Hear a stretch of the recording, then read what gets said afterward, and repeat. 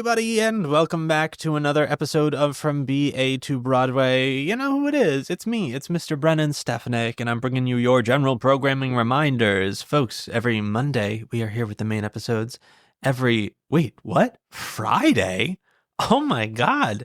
Every Friday, we're here with our miniseries In the Spotlight. Yes, folks, we have switched from Wednesday to Friday to space things out a little bit more, give you more to look forward to throughout the week, and give me more time to edit. Ha ha ha, fun. But yes, today is Friday, folks, so you're listening to us today, and of course, I'm not here alone. I am obviously joined by the one, the only Mr. Daniel J. Solly. Danny, what is going on? Oh, you know where I just came from. Danny is so high right now. Folks, I just came, in every sense of that sentence, Oh my God. from watching the Gypsy Revival starring Audra McDonald. Yes. He's high on theater. He's high on Guys, art. get thee to the Majestic. She is slaying the house down, Boots. Of course she is. She is the greatest. I mean, this is nothing revelatory that I'm about to say. She is the greatest stage actor of her generation, playing the greatest role written for any woman in the theater. It is just a revelation. Wow. Gypsy is my favorite musical of all time, and I felt like I was watching the show for the first time ever. Amazing. I'd never seen it that way. George Wolfe's direction was incredible. Oh, God, she's so good. Like, that MAGA lady from Sunset is not getting that Tony, guys. Do not worry. Audra, go collect your 7th Tony and just have a ball. Take that, Miss Schwarzenberger. She's so good. It's so good, guys. Oh, my God. Incredible. She's so good. We knew it was going to happen, but, like, it's one of those things where we knew. I'm a little worried. It'll be interesting to see what the reviews say, because that is a role, that's Patti LuPone, it's Ethel Merman. People get very attached to the honk. And you're not getting the honk with Audra. That's not what she does. That's not how her voice works. It doesn't matter, because if you're acting through the song, it doesn't matter. And her voice is doing what it needs to do. But you're not getting the honk. Okay. And I think that that's okay. I love the honk. I love Patti LuPone. She's mother. Yeah. But Audra is so good. Yeah. Audra is so good in this part. She is just like, there's so much I want to like talk. I got see. This is the problem when you go see shows alone. There's no one to talk about them with, because I'm like, oh my God, I need to talk about moments with someone who saw the show. Yeah. Go see the show. Okay. And then we can talk about it. Sold. We both have also seen the Wicked movie twice. I'm seeing it again tomorrow for the 3rd time. Of course. Similar to this Gypsy Revival. I don't know if you felt this, but like obviously we know Wicked. Like I know Wicked like the back of my hand. Of course. I also know Wicked like the back of your hand. Yeah, you stare at it every night. I felt like Cynthia and Ariana were able to recreate these songs. Like when I was sitting in the theater, I was like, I feel like I'm listening to these songs for the first time. Yeah, and I feel like the jokes that I've heard 7 bajillion times on every soundtrack and every time I've seen the show and every whatever, they're landing because they feel new and they feel so fresh. And that's how I felt about this Gypsy. Yeah. Every single person in the cast recreated these, standard roles. And it all feels like you're hearing it all for the first time. And like they're originating the parts as opposed to playing parts that have been around for, 20 to 60 years. Amazing. I'm so happy to hear it. Wicked movie, incredible. Yeah. Love it. Astonishing. Brilliant. If you want to hear us talk about the Wicked movie, you can do so by going to find us over in the bonus content on Patreon. Oh, we're doing a Wicked episode? Yes. Okay. So I guess we should just get started on the show we're supposed to talk about. Yeah, what are we talking about today? So, in celebration of musicals that turned into movies, we are going to talk about Mean Girls. Whoa! Ba-na-na-na-na-na-na. Words. That's how it starts. Mean Girls, obviously we know, book by Tina Fey, lyrics by Nell Benjamin, music by Jeff Richman, who is Tina Fey's husband. Whoa! BT Dubs. Nepotism. Obviously it is based off of the 2004 film by Mark Waters, which was written by Tina Fey, obviously. and inspired by Rosalind Weissman's 2002 book, Queen Bees and Wannabes. Wow. I actually didn't know it was based off of Me neither. A book. I would have thought Heathers before I thought that. You thought it was like a Heathers remake? Just like a modern... Never seen Heathers. Ever? I don't know Heathers. The musical, the movie, I don't know any of it. Okay. I know some of the songs from the musical that people play, but of course. I don't know the story at all. I know it's... We should watch it sometime. Yes, yeah. It's good. It's worth it. The movie's really good too. It's like a cult classic kind of situation. Anywho, Mean Girls. Mean Girls. All right, I'll give a little synopsis. Please do. I love giving a little synopsis of a show that every single person in the world knows. Yeah. Obviously based on the movie. It's a pretty fair, adaptation of the movie. The show focuses on Katie Heron, who is a teenage girl who transfers to a public high school after being homeschooled her whole life in Africa. Finding herself in an American public high school, she befriends fellow outsiders Janice and Damien, who persuade her to infiltrate the Plastics, a clique consisting of Gretchen Wieners, Karen Smith, and the Queen Bee Regina George. The show began development in 2013. And then in 2017, it made its world premiere at the National Theater in Washington, D.C., before transferring to the August Wilson Theater on Broadway in March of 2018. Casey Nicolau directed and choreographed. Lorne Michaels of SNL produced. I think he also produced the movie, probably.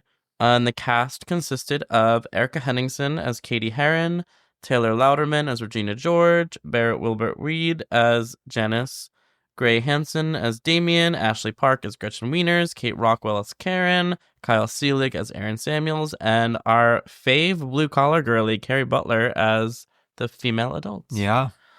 And Erica Henningsen and Kyle Seelig obviously met and got married while doing this show. I love when you say obviously. Do I say that a lot? You say it all the time, and it's frequently not followed by something that is obvious.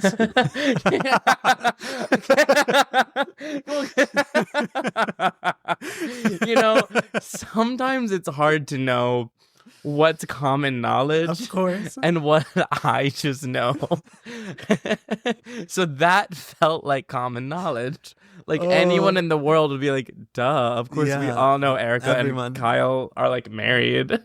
You're going to stop someone on the street. You're going to say, hey, who is Erica married to? And they're going to say, obviously Kyle. Like, isn't it so obvious that the Katie and the Aaron got together in real life? Yeah. And everyone's like, yeah, we all knew that, obviously. All the time. Well, I think this one we all did know that during this run, when Taylor Louderman left, Jimmy Award winner and superstar Renee Rapp took over as Regina George, making her quite young. I think she was 17 at the time. Yeah. I think her and fellow Jimmy Award winner Andrew Feldman were both cast, and like Evan Hansen and Mean Girls at like the same time, and they were kind of doing it together concurrently. And she was incredible. Like, oh my God, legs of her on Broadway. Mwah. Unfair, really. I know. Jennifer Samar took over as the adult females, one of our fave girlies, who is currently in a show with Megan Hilty that I forget the name of. Death Becomes Her. Yes. We were playing charades there. And Sabrina Carpenter, before she really popped off, had one performance as Katie Heron before the show closed due to COVID. How rough. And it was with the show never came back. Yeah. We had our stunt cast Aaron during that time, right? What was his name? No, I think Kyle came back. Oh, okay. I don't even know who the guy is. I didn't even put him on here. What's his name? He's like a YouTuber. Something Dallas. Cameron Dallas. He's like a YouTuber, right? I have no clue. I don't know. That was stunt casting gone wrong. Yeah. Homeboy could not sing on pitch. Yeah. But Sabrina, I feel like that was when Sabrina Carpenter was like a Disney Channel star before she like popped off as a pop star. Yeah. Pre-driver's license. And I and I bet she was great. Oh my God, yeah. She is very talented. She's a very talented vocalist. She's a talented actress. She is, yeah. That was such an obnoxious thing for me to say. Vocalist? She's a talented vocalist. No, but she is. And she is. I bet she was wonderful. And it is like, imagine me being on Broadway, one performance, shut down. But honestly, I can. When I think of my Broadway debut, I'm like, with my luck, there it goes. I want to hear from somebody who was in that audience that saw Sabrina Carpenter, Renee Rapp, possibly Kyle, but possibly YouTube guy. Yeah. That must have been a wild ride. While, were you wearing a mask? People are coughing around you. The world is shutting down. Were you actively getting COVID? Like, what a crazy show that must have been. I can only imagine. Jeez. Yeah, did you see Mean Girls? No, I did see a bootleg of it, and I did see the movie. So you didn't see Mean Girls? I didn't see it live. No, it doesn't count. Oh, okay. Just kidding. We're pro bootleg here. I saw it, and I feel like I'm someone who wouldn't like it. Am I wrong? No, I also feel like you're someone who wouldn't like it. And I gotta say, I think it's like a goddamn delight. It's very charming. It's a really... I probably did watch the movie in high school, but like I wasn't a Mean Girls person. Like I didn't really know it very well. Yeah. And so I kind of went in blind because my roommate at the time won the lottery. So she was like, "Oh, come with me." And I was like, Amazing. "Yeah, why not?" And I like, I like obviously knew the story, but like I was like, I haven't seen this movie in like 10, 15 years. Like I don't really know it very well. And I think that show is just like a blast, like from start to finish. It's not perfect. Like there's a lot of things that are like for sure not great about it, but I think it's really fun. It was one of those things where my first exposure was I listened to it first, and I was like, this is a little weird. Not sure how I feel about this. And then because the score is not great. It's a little jumbled, but I will say after I watched the bootleg, I listened to it a little bit more. It really grew on me. It did. It's very charming. It's very just like lighthearted fun. You know, I mean, it's no Legally Blonde, but like in terms of movie musical adaptations, like it's good. The same writers. Very fun. Yeah, but like I think Nell Benjamin was the lyricist on Legally Blonde as well. You know what? She took a few steps back. I'll say it. Yeah. Yeah, it definitely grew on me, and I really I like it. I do. I like it. I enjoy it. I think it's I assume it's just like all the rage for high schoolers right now to do, and the community theaters to do. And I think that it's a good show for them. Yeah. Every so often, I think we should let teenagers play teenagers. A crazy concept. As opposed to like, a 16-year-old Mama Rose. Whoa. Whoa. Hot takes over here. I know, hot takes. Yeah. And then they turned it into a movie. They sure did. So Mean Girls, the musical movie based on the musical, which is based on the movie. The series. The musical, the series. And that movie musical was bad. Yeah. Wah. It wasn't great. It was terrible. But I loved it. I had a blast. Objectively terrible film. Similar to Cats. I had a blast. Terrible film. I feel as soon as that first thing started in the jungle and then in the garage and whatnot, or vice versa, I don't even remember. It was like, I was like, I know what to expect from this. I'm going to adjust my expectations accordingly immediately. Yeah. And I had a blast. We saw it together, right? We were just cracking up the whole time. Yeah. I think that they did kind of the opposite of what Wicked did. And Wicked, what? Wicked made it good. Wicked was good. And Mean Girls was bad. No, like I think Wicked really embraced the fact that it was a musical. Yeah. And I think Mean Girls, they did this weird thing where it's like, you're either going to do the musical version or you're going to remake the original. Yeah. But you can't really do both. No. And they tried to do both at the same time. Yeah. But what ended up happening was they just half-assed both. Mm-hmm. And I also think that, and this is also kind of my issue with the stage version as well. Mean Girls is such an iconic movie. And part of what makes it really iconic is the very specific humor and the very specific line readings of the actors from the movie. Yeah. So then, like, even in the musical, when you have those jokes, it just like hits weirdly. Yeah. Because when you have something that has entered the zeitgeist of just like our vocabulary, we're all imitating the movie. Yeah. And so then it just becomes people on stage imitating the movie. I will say too, Katie in the musical feels very different from Katie in the movie. I don't know if you feel that too. Are we talking about the movie or the musical movie based on the musical based on the movie? Not that. Not the latter. I'm talking about the OG movie and then the musical. I will say Katie feels very different. She feels a lot more plucky in the stage version to me. Yeah. You know? And it kind of I don't see the transformation as much as I did in the movie. And granted, Lindsay Lohan is an icon, especially in that movie. So like, yes, that's hard to live up to, but it does feel like the characterization was changed in a way where like I care less about Katie in the musical. In the musical, I feel like my focus is going to Regina and then Janice and Damien. You know, those are the people that I'm like having the most fun with. Katie's like, I mean, I think Katie, similar to Emma in The Prom. Yeah, obviously. It's hard to play the straight man character that is surrounded by the characters, and is supposed to be the lead. And it's supposed to be the lead, but the way the character is written is just like a little underdeveloped. Yeah. Because you're kind of just a placeholder for all of the character actors to like do fun things around you. And I feel like that is like a really easy trap to fall in with Katie. Yeah. Because she's not written very well. Correct. I don't know. I think the show is fun. I just don't think it's written well. Yeah, I agree. And you know what? I don't think it needs to be. Interesting. I think it exists. I don't think it needed to do more than what it did. Yeah, I think it also is how do I say this? Because I think he's very brilliant. It's a Casey Nicholaw show. Yeah. You know? Like, the dancers are kicking their faces and the ensemble's mics are off because he doesn't care if they're able to sing or not. You know? Like, I knew someone a while ago who went in for the Broadway production. And he is like a triple threat, you know, like a really good dancer, but also like a strong singer too. Yeah. And he went in as a dancer. So he got through the dance call and they had them sing. And he was sitting there with all the dancers.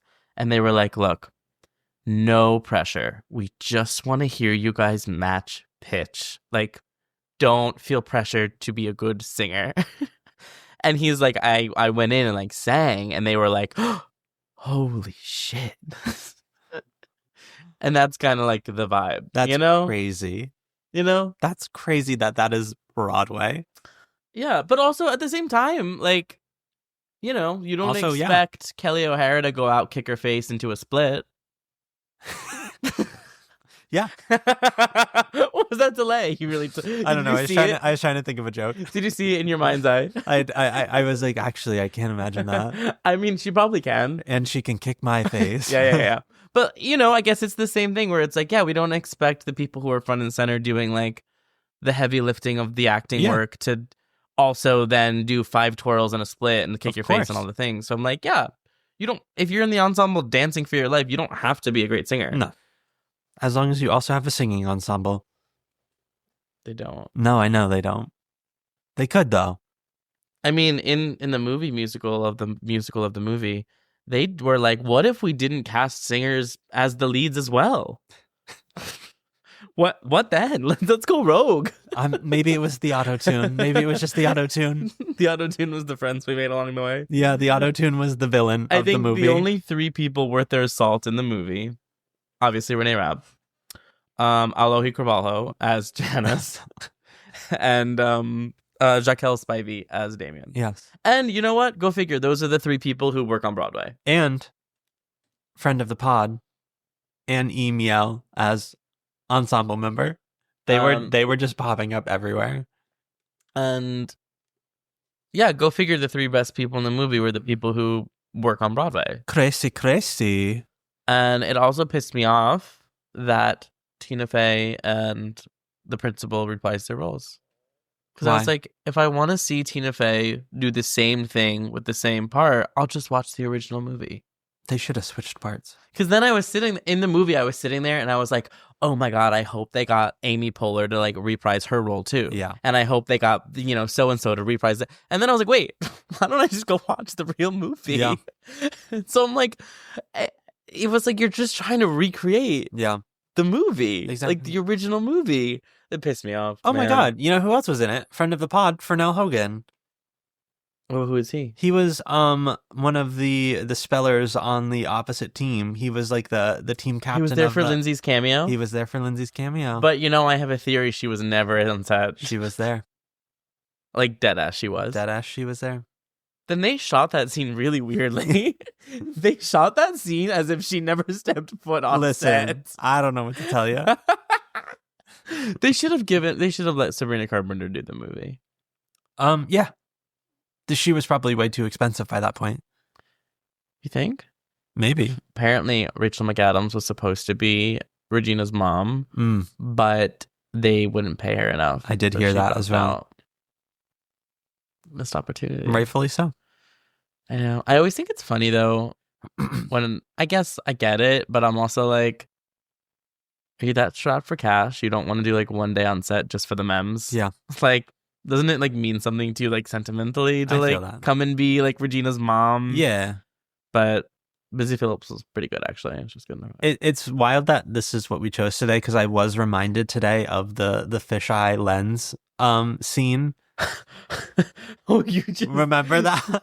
Oh, why would you do that to me? Because I saw a TikTok today, and it was like if the Mean Girls directors made Wicked, and I think it was them singing Popular, but with a fisheye lens. Wasn't it that part where she's like, no, I can't even? Yeah, when she touches his hair, and I watched a snake eat a cow. Oh God, yeah, that was terrifying. That was brilliance, is what that was. I do feel like, though, what we got from that movie was all of the press that Renee Rapp ended up doing. Yeah. And remember when she was giving those, like, absolutely iconic interviews? Yeah. And we're like, girl, what? You went through no press training whatsoever? No press training, probably took a hit before every interview. Mm-hmm. There was one where this interviewer was like, oh, do you ever like wish that you were going to school in like the early 2000s, or like wish, like for that time? And she was like, well, no, because like homophobia was rampant back then. Just silence. Oh my God. An icon. And thank God. Yeah, she was a star. She was a star. Yeah. You know what I also didn't like about the musical? What? And the movie, but mostly the musical. I think it is, the whole story is a product of its time. Like, it is like whatever year it came out with, like 2004 probably, 2005, the movie. Like, it is written to be very much set in that time. And I think that a lot was taken away from the story and the impact when they modernized it. Yeah. And suddenly it's like social media and cell phones. And I'm like, the impact of the burn book is so much heavier when there's not social media. Yeah. And the second that you add in all of this technology and the fact that they're bullying each other the whole time on Instagram. Exactly. I'm like, that's fair. The burn book is not nearly as mean or a big deal. Yeah. As it was when like that was their only outlet, and suddenly it's getting released to the school. I've never thought about that before. That's so true, though. Yeah, that was like the first thing I noticed when I was watching the musical on Broadway. I was like, why did they set this in like 2020? Like, this is so dumb. Yeah. Good point. Thank you. And bullying doesn't exist anymore. That was just a 2000s thing. And we've conquered homophobia. That's so true. Do you think that we should talk about Taylor Louderman or no? What about her? Speaking of the Wicked movie. I don't know what you're talking about. Oh my God, do you not know? No. Taylor Louderman? The Taylor Louderman thing? No. I'm so sorry. I'm going to bring it up right now and show you. Oh, you're going to have a field day with this. Oh, no. So, Taylor Louderman. Is this something I'm going to need to cut out? No. I mean, it's like a meme. Oh, okay. But at this point, I'm surprised you don't know it. So, the day that Ariana Grande was announced to play Glinda in the Wicked movie, this was Taylor Louderman's Instagram story. Sorry, girl. And like this, like it's such a meme. People are like, "What do you like? I hate gay Halloween. What do you mean you're Taylor Louderman?" Oh no! Oh no, she got gay Halloween. She got gay Halloween. I mean, this went so... I'm so shocked you didn't see it. It was everywhere when she posted it. It was crazy. I didn't see that. And everyone is like, girl, I get it. Like, you're Taylor Louderman. She's, like, well-known in Broadway circles, maybe. Ariana Grande in the Wicked movie. Like, like, Taylor Louderman, you should be Glinda on Broadway. For sure. 100%. Let's do that. And I get why you were called in to send a tape for the Wicked movie. And also, girl, we all been there. And I think she... all been there. I think she quit the business and lives in, like, Arkansas now. Oh, no. I hope it wasn't because of that. Do you think it was because of Glinda or because of gay Halloween? I don't know. I think she got married and has a kid and now, like, runs an acting school in, like, Middle America, which is, like, good for her. Kind of slay. Yeah. I'm like, you spent your 20s working on Broadway. You played Regina George, got your Tony nom, and then you peased. And I kind of respect it. Yeah. Isn't that kind of like the dream? And I'm sure she could come back whenever she wants. Yeah. And she probably has the clout to just, like, teach wherever she wants, and she'll get students, and people will probably flock to her. Of course. You know, whatever. Get that bag. Good for her. Yeah, because she did a lot of Broadway shows. Yeah. But she did post that Instagram story. Yeah. And a part of me, look, I'm going to defend her because... Oh, go for it. I think it's cringy as hell and I would never do something like that. But I think that she has, especially at the time of Mean Girls, like, it had a following, especially with teenagers. And, like, I think she had a big fan base of probably theater kids and teenage girls who, like, looked up to her as, like, totally an awesome person on Broadway. And I think that it is kind of cool that she was like, yeah, I still cry over parts and don't get them. Yeah, for like, sure. You know, like, I'm a Broadway star with, like, a Tony nomination. I totally agree. And, like, I'm actively upset that I worked really hard for this part that I didn't get. Yeah. Cringy as hell. But I'm kind of like, yeah. Like, wouldn't it be, like, a little inspiring if Sutton Foster was like, I'm really upset I didn't get this part, guys? Yeah, for sure. You know? I don't know. So I was like, I get it. But also, like, you really, like, took that selfie, made that caption. You're like, I'm going to post this. We've all done it. And she's literally honest. I was like, is this okay to share? Nah, Taylor, I respect it. I respect it. And you know what? I'd love to see her as Glinda. Oh my God, yeah. I think she'd be a really good Glinda. Let's make it happen. With, like, an Erica Henningsen Elphaba. Whoa. I saw a video of and her a Tina Fey Madame Morrible. Honestly, what if we just took that? Kyle would be a great Fiero. Gray Henson, our Bog. Oh my God. Even though he's, like, 7 feet tall. Gray Henson, our Glinda. He's wonderful, actually. I think he's hysterical. Oh my God, for sure. I think he's Buddy the Elf right now. He is, which made total sense. We should go see it. Yeah. I kind of hate that musical, though. Yeah, me too. So maybe we shouldn't see it. I think we should. It's the season. It's the season. Tis the season. You know who's it's the season. We should get signs that say, like, it's the season. Oh. You know who's really popped off from Mean Girls? Ashley Park. Oh my God, yeah. I think she has the dream career. Mm-hmm. Like, in 1 year, she did K-pop, Mean Girls, and The King and I. I was like, so you've hit every genre possible. And she got her Tony nom for Mean Girls. And then she was like, all right, I'm going to go do a bunch of TV and make some money. Bye. Yeah. I'm sad we never got her Millie, though. Interesting. She was supposed to do Millie at City Center. Oh. And then I think COVID shut it down. Understood. She was, I think, if I'm remembering this correctly, she was supposed to be Cinderella in the Into the Woods. Whoa. She was like, I think it was her and Christian Borle when he was supposed to be the baker. Like, they were like the OG announcement, and then things swapped around. And then they went to Philippa? No, Danae played it at City Center. When did Philippa do it? Danae did City Center. Philippa took over for the Broadway transfer. Oh, and then Danae took back over. Similar, like, it's like the Danae and Philippa Sue multiverse, because Philippa Sue did All the Great Comet pre-Broadway and did the Ars Nova run, and then she didn't transfer to Broadway. Danae did Great Comet, and then they both played Eliza.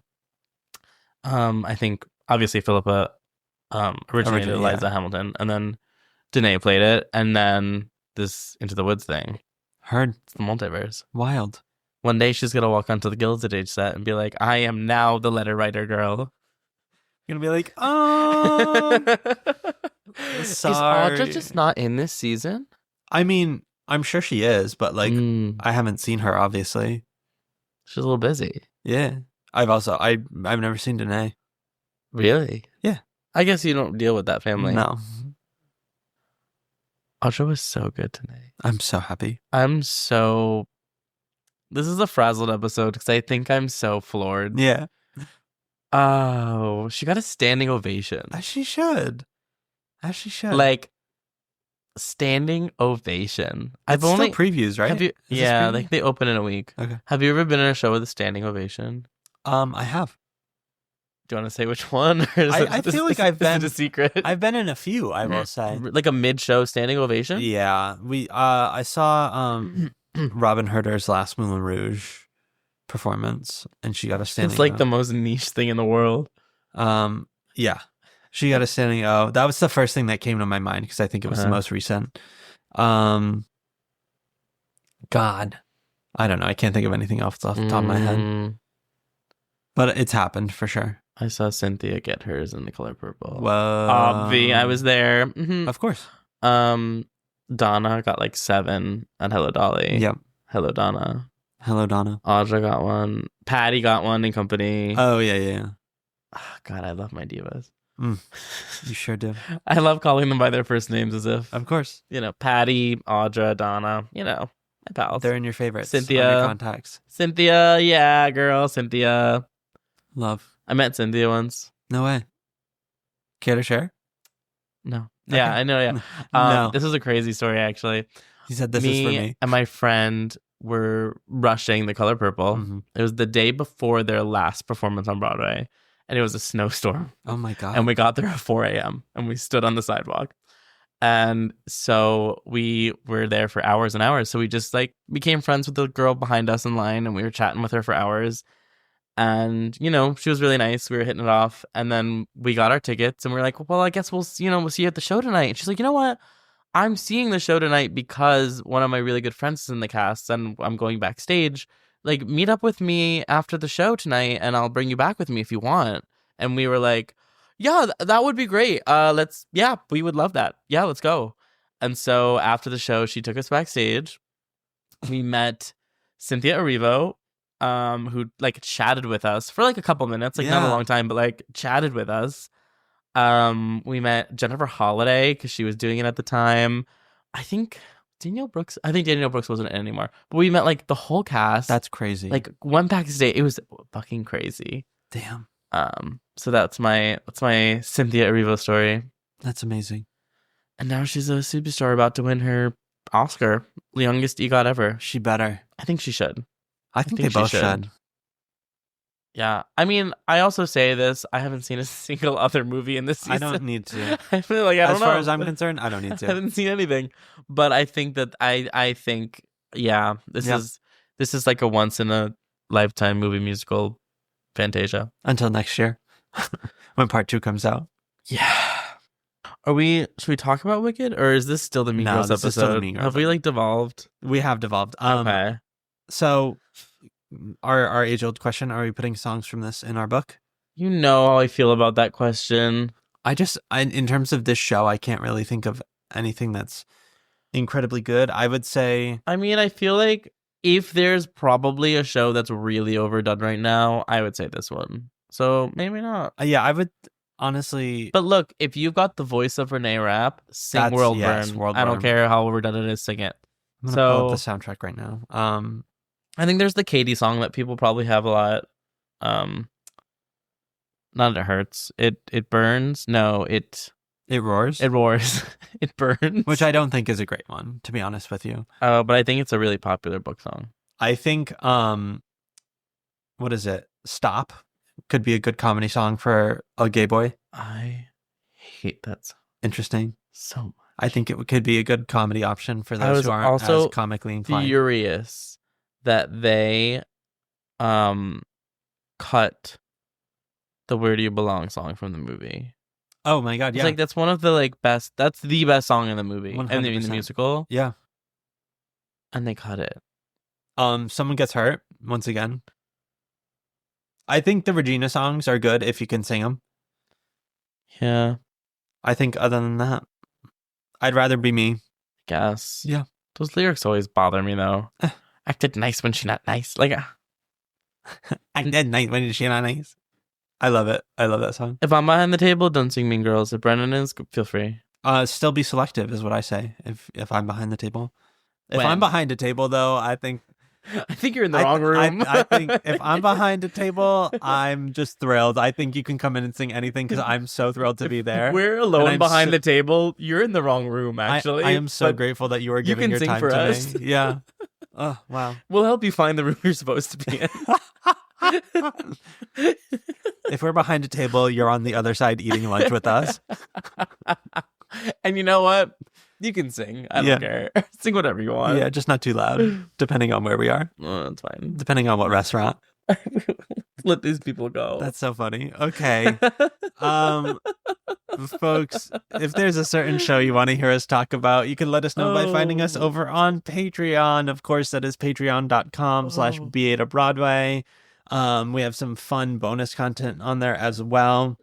We just posted a couple weeks ago a little sample of our bonus content with Katie Garrity, so go take a listen to that. If you like what you hear, hop on over to the Patreon.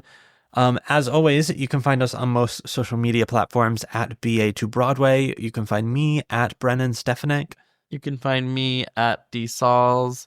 Seriously, go to the Majestic and see Gypsy. That's all I gotta say. There you go, That's folks. all I have to say. And also tune into the Patreon to hear us talk about Wicked for probably a very long time. Honestly, I think the Wicked episode will be better than this one. So. Amazing. And until next week, folks. Bye. From BA2Broadway is created, produced, and edited by Brennan Stefanik, music by Dylan Kaufman, and cover art by Jordan Vongsithi.